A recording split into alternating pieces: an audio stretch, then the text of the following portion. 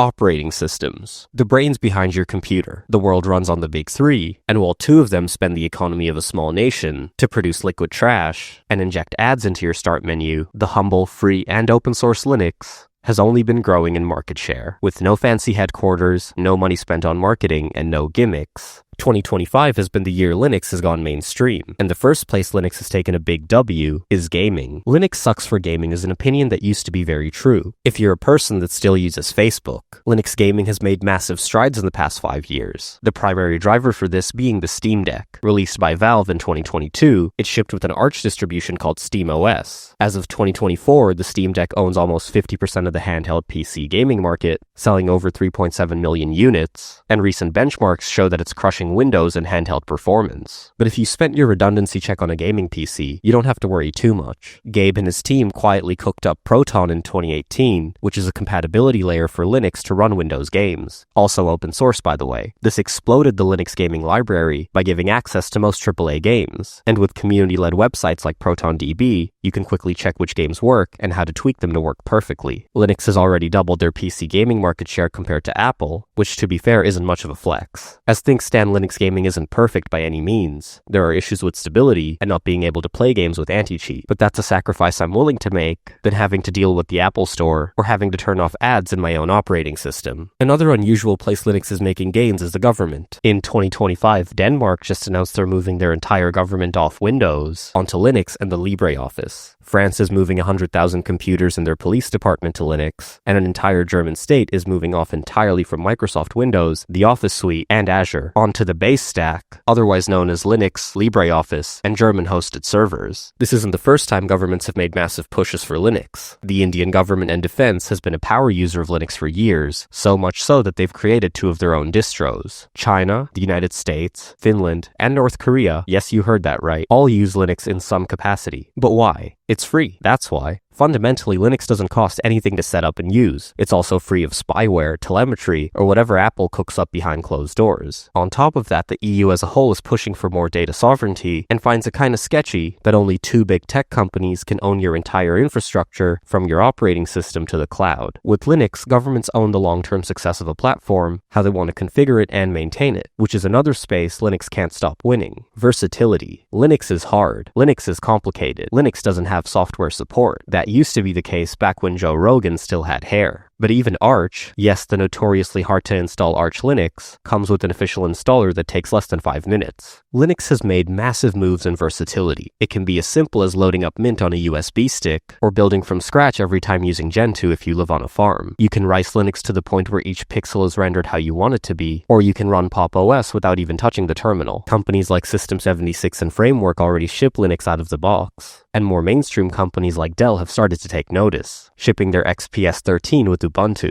Hardware companies like Intel, Nvidia, and AMD needed a new way to virtue signal, and all support open source drivers for their hardware now as well. Fundamentally, Linux is your operating system. You decide the journey, how easy and hard you want it to be, and with how Linux can't stop winning, picking it is becoming an easier choice as time passes. And so is picking Mobbin.com, the sponsor of today's video. It doesn't matter if you use Linux, Windows, or Mac.